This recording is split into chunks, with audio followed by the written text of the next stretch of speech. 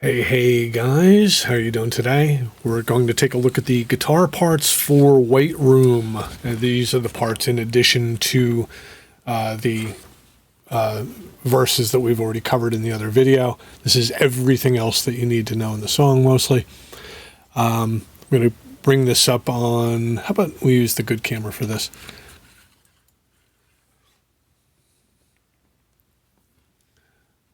All right, you're going to want to freeze the video. You're going to want to make a copy of this. All right. Now, right out of the gate, we're looking at the intro, which is marked as 5/4 timing. That means each bar is going to get a total of 5 counts like this. You'll hear a count in. The count in will be a normal 4 beats. So you'll hear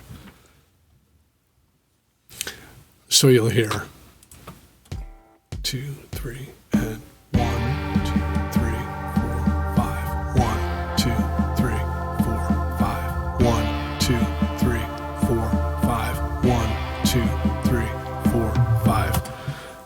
That's what 5/4 sounds like.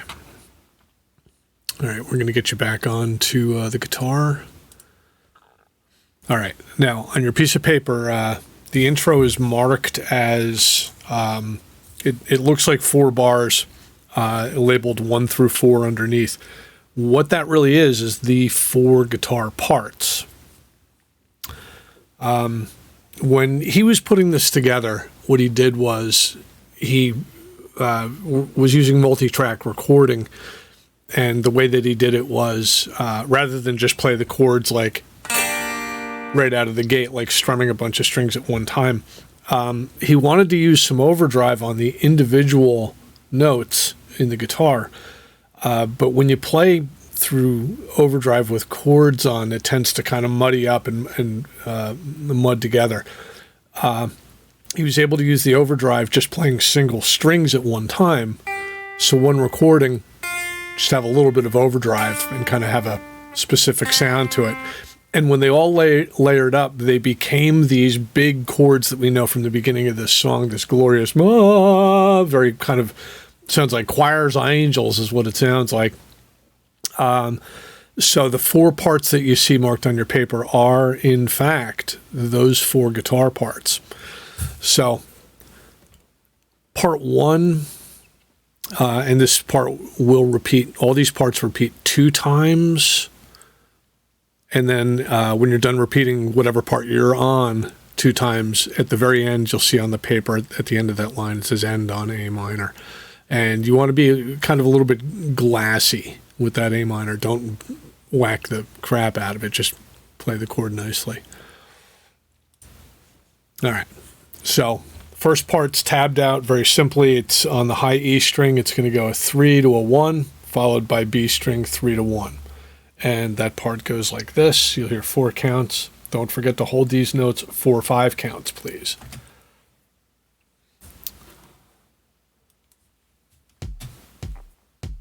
Two, 3, 4, 5. 2, 3, 4, 5.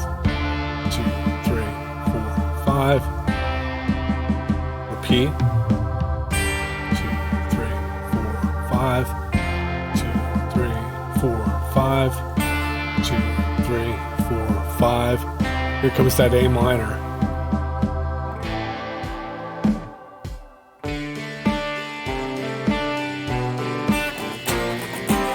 And we're off into the verse that we discussed last week.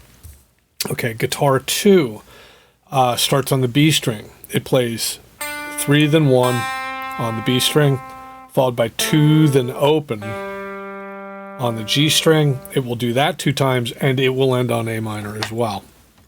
Here's your 4 count for that.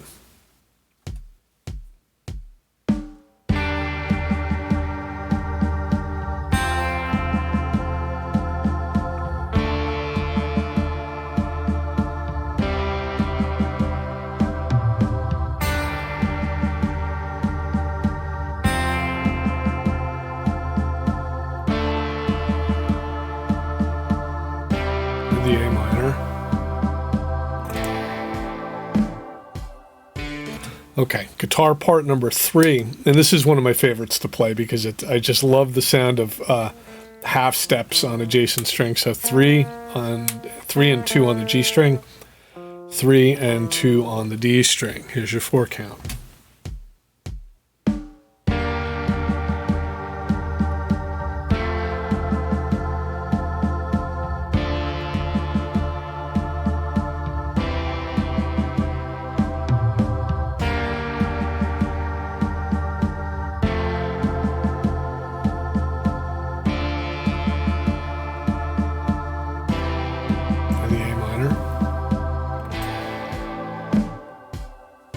Okay, then the final one, starting on your D string, which is 5-3, and then the A string 5-3. So here's your 4 count.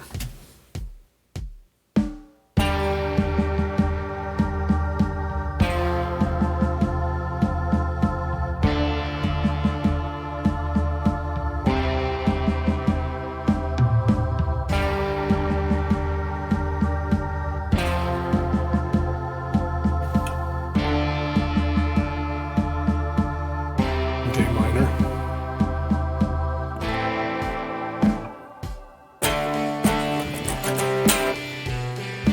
Okay, that's the intro. When we get to chorus,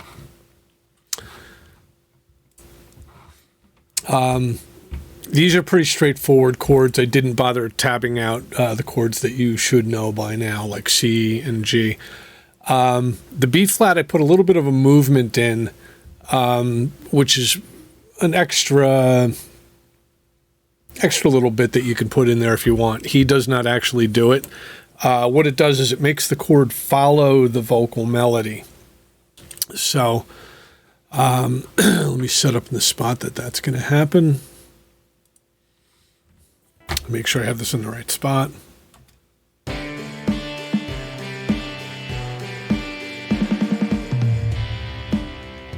Okay, I do have the correct spot. So that's what we're going to hear right before this chorus begins.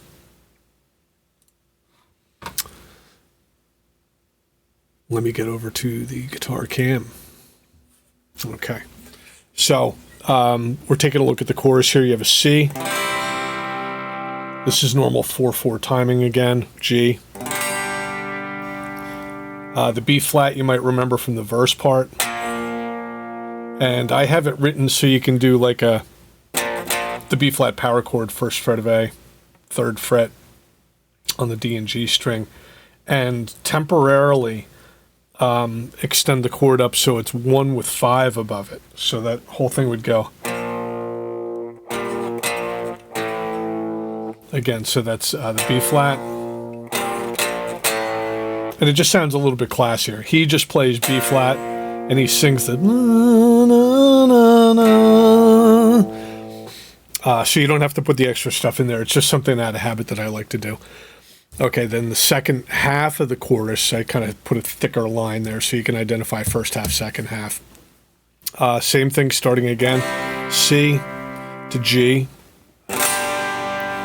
And a B flat. And he's going to slide this up to 3rd fret C. And slide that up to 5th fret D. Now, you might recognize that as from the verse part when it was going like...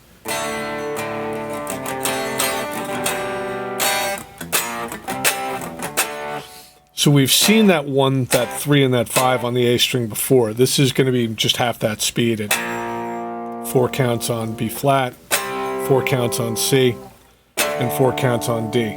Now, he does do a rhythmic buildup when he does this, so he kind of hits the B flat like... When he gets to the C, he starts putting like more strums, and then extra hits on the D. All right, we are coming up on that chorus, and you'll hear a little bit of intro just prior to that. 3, 4.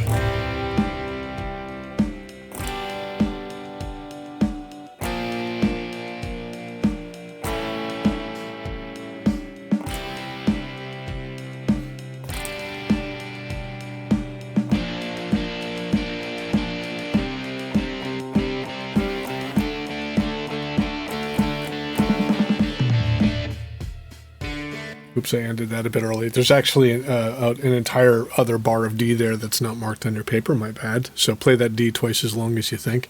I'm going to turn the backing part up just a hair for us. Here's your chorus again. 2, 3, and C.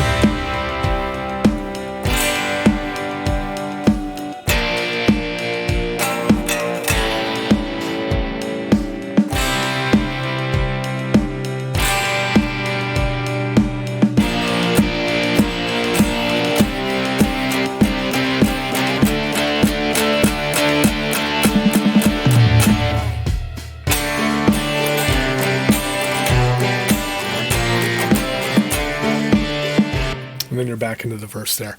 And the only thing that I have marked on the paper is sort of the solo that you can use on this song. He tends to play up higher on the guitar, mashing his fingers way up high on the tiny strings, as our friend Strongbad would say. Bear with me for a moment while I get this to happen for you. Okay, that happens over the verse part. So he's got like a whole big solo, like type of thing going on. We're going to look at it from just like a normal verse part.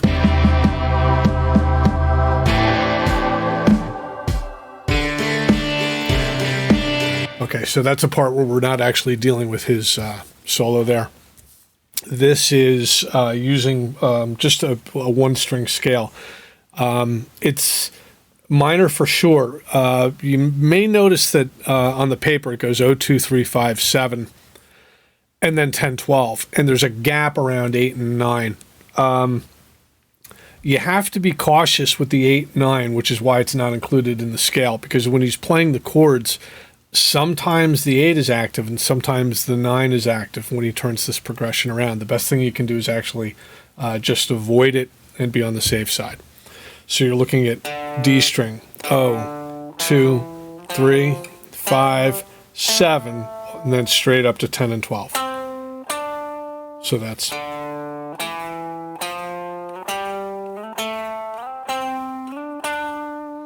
And right after that, I have a little box pattern written for you, which is just that 10-12 again, followed by 10-12 on the G string, and the idea that you can bend there. So you could kind of hang around a box pattern here as well as using the open strings. As far as what you do for a solo, we can look specifically at what he did on a solo. But if you're just looking to kind of add some melody behind the part or kind of beef it up, you can use this. So you might do something like this.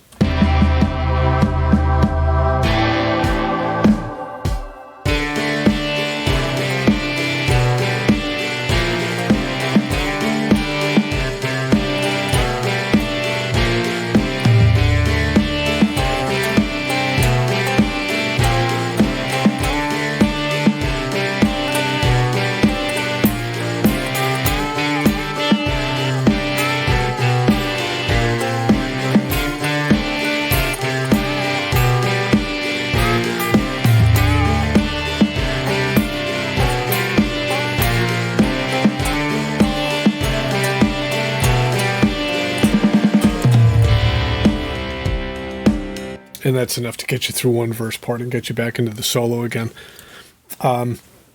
So what we're going to do is we're going to get back to the normal camera here quickly. Hey, there's you. Here's me. I hope this has been instructive. I hope you have a great day, and we'll discuss more of this in your private instruction. Take care.